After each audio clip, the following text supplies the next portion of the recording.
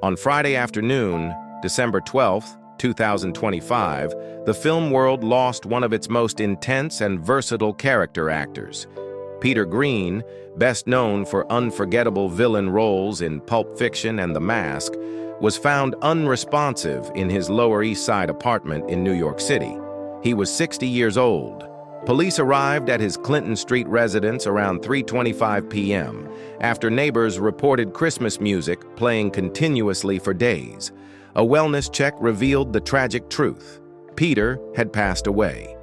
Authorities confirmed no foul play, and the official cause of death will be determined by the medical examiner. His longtime manager, Greg Edwards, who represented him for over a decade, confirmed the news with profound grief. "He was a terrific guy," Edwards said. "Truly one of the great actors of our generation. His heart was as big as there was." Today, we honor Peter Greene, not just as the chilling Zed or the ruthless Dorian Tyrell, but as a man who fought demons, rose from the streets, and left an indelible mark on cinema. Peter Greene was born in Montclair, New Jersey, a quiet suburb that couldn't contain the restless spirit growing within him. By age 15, life at home had become unbearable. He ran away, disappearing into the concrete jungle of New York City. Alone, vulnerable, and barely a teenager, Peter survived on the streets. In a 1996 interview with Premiere magazine, he revealed the harrowing truth. To survive, he turned to drugs, first as a user, then as a dealer. The city that would one day celebrate his talent was, in those early years, a battlefield for his soul. But even in the darkest alleys, a spark remained. Peter had an instinct for performance, an intensity in his blue eyes that hinted at stories yet untold. That spark eventually ignited. In the early 1990s, Peter emerged from obscurity with raw, magnetic performances in indie films like Laws of Gravity and Clean Shaven. Critics took notice. Directors saw something rare, an actor unafraid to embody darkness, pain, and complexity. Then came 1994, his Annus Mirabilis, his miracle year. First, Quentin Tarantino cast him as Zed, the sadistic security guard and serial killer in Pulp Fiction. In a film packed with iconic characters, Greene's Zed, though appearing in only one scene, became legendary for his terrifying menace. The basement torture sequence remains one of cinema's most disturbing moments, and Greene's chilling presence anchored its horror.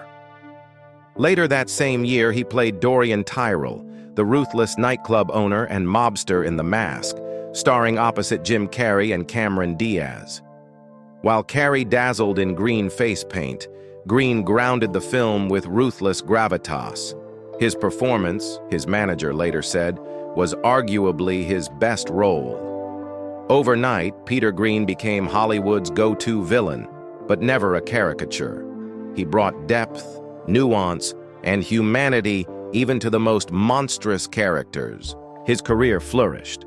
With nearly 95 acting credits, Peter became a fixture in Hollywood's most compelling narratives.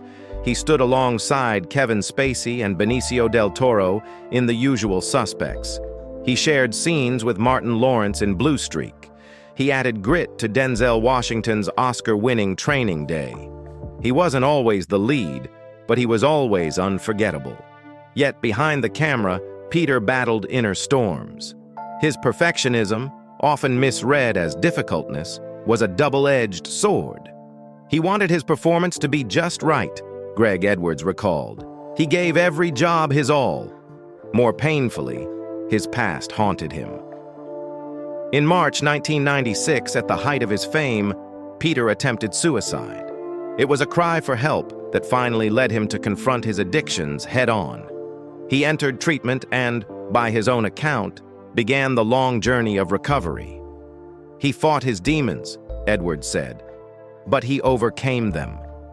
In recent years, Peter's work evolved. He wasn't just acting, he was creating.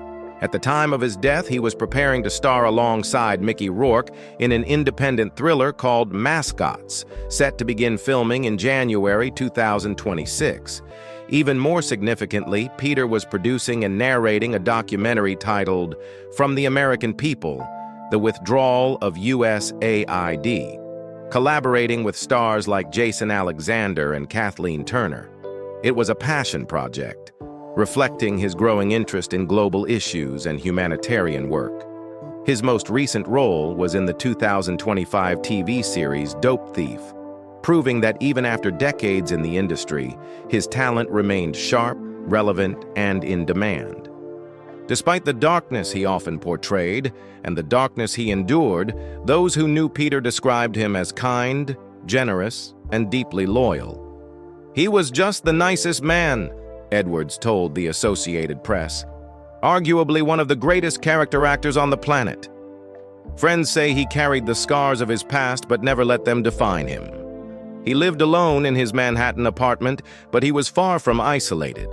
He stayed connected to collaborators, mentored young actors, and remained fiercely passionate about storytelling." Interestingly, neighbors noted that in his final days, his apartment played Christmas music, joyful, nostalgic tunes echoing through the halls. Perhaps in his last moments, Peter was surrounded not by silence, but by song. Peter Greene's life was not a fairy tale. It was messy, human, and real. He fell, he rose, he stumbled again, and still he kept creating. He never won an Oscar. He never headlined blockbuster franchises. But in the hearts of film lovers, he achieved something rarer: immortality through performance.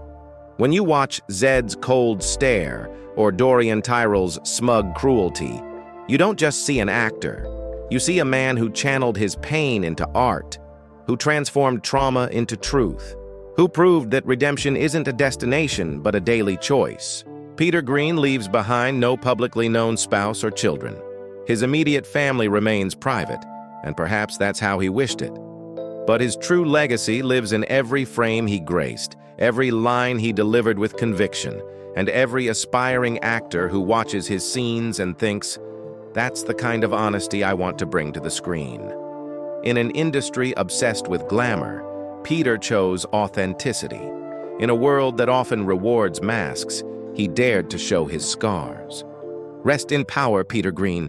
You were seen, you were heard, and you will not be forgotten. Peter Greene, 1965, December 12, 2025. He fought his demons, but his art set them free.